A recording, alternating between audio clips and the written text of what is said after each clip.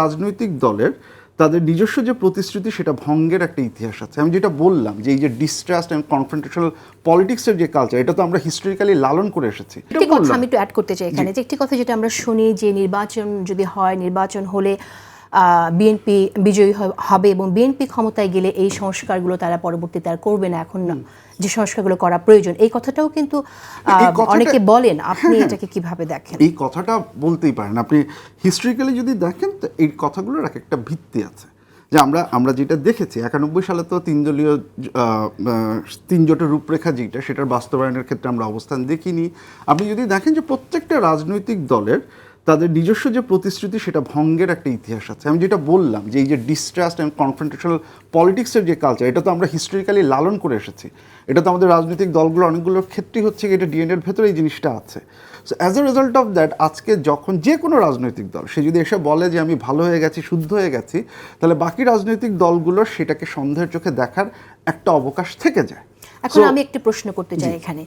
আপনি একটি দল ভালো হয়নি এটা ধরে নিলেন, ধরে নিয়ে আপনি সংস্কার সবকিছু যা যা করা হলো, কিন্তু যে দলটি ভালো হয়নি সেই দল তর্কের খাতিরে সেই দলই যদি নির্বাচিত হয়ে ক্ষমতায় যায়, তাহলে সেই সংবিধান দিয়ে ফ্যাসিজম রোধ করা যাবে, তার কি গ্যারান্টি বললাম যে আপনাকে রুলস অফ দ্য গেম যেটা, মানে আমি যখন কনস্টিটিউশনাল চেঞ্জের কথা বলছি, অ্যামেন্ডমেন্টই বলেন বা আপনি যাই বলেন না কেন, আপনি রুলসটাকে আপনি কিভাবে ডিফাইন করছেন সেটার উপরে ডিপেন্ড করবে হচ্ছে কি আপনি কতখানি এটা করতে পারবেন। এখন সেই ক্ষেত্রে এই এত কিছু বলছি, কনফ্রন্টেশন সব কিছুই বলছি, তারপরেও একটা ঐক্যমত্যের জায়গায় আপনাকে আসতে হবে যে আপনি হচ্ছে গিয়ে রিফর্ম কোন জায়গা পর্যন্ত চান, কতটুকু চান। আমি আপনার প্রশ্নের এই জায়গাটা একটু উত্তরটা দিই যে আপনি যেটা বললেন যে আমরা যেটা দেখেছি যে বাংলাদেশের মানুষ, পৃথিবীর অনেক দেশে যেটা হয় কি, ইউএসের ক্ষেত্রে ইনকামবেন্সি অ্যাডভান্টেজ বলে একটা কথা আছে। যিনি ইনকামবেন্ট উনি সবসময়ই 2-3% একটা ভোট উনি তার প্রতিদ্বন্দ্বীর থেকে বেশি থাকেন নেম রেকগনিশন। এই ক্ষেত্রে বাংলাদেশের হিস্ট্রিটা কিন্তু উল্টো।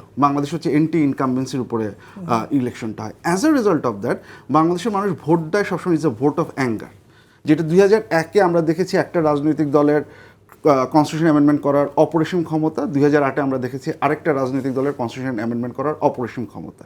তার দুটোরই মিসইউজ আমরা দেখেছি। 2008-এ এসে তো আমরা ভয়াবহ লেভেলের মিসইউজ দেখলাম, যেইটা এই জায়গাটা আমাদের নিয়ে আসছে। So as a result of that, আমি যদি ওই কনস্টিটিউশনাল অ্যামেন্ডমেন্টের ওই রকম প্রসিডিউরই রেখে দিই, আমি যদি রুলস অফ দ্য গেমটা যদি আমি চেঞ্জ না করি, আমি যদি হচ্ছে গিয়ে ক্ষমতার ভারসাম্যের জায়গায় যদি আমি হচ্ছে কোনো কাজ না করি, তাহলে আপনি যেটা বললেন যে ভয়ের কথা বললেন, সেই ভয়ের জায়গাটা থেকে যায়। কারণ প্রত্যেকটা রাজনৈতিক দল রেশনাল অ্যাক্টর, সে তার নিজের ইন্টারেস্টে কাজ করবে, এটা আমি কোনো ধরনের দোষের কিছু দেখি না। রুলসটা যদি এখন তাকে নিশ্চয়ই আমরা সেই কনস্টিটিউশন যে রিফর্মের কথা আপনি বলছেন সেটা নিয়ে আমরা কথা বলবো।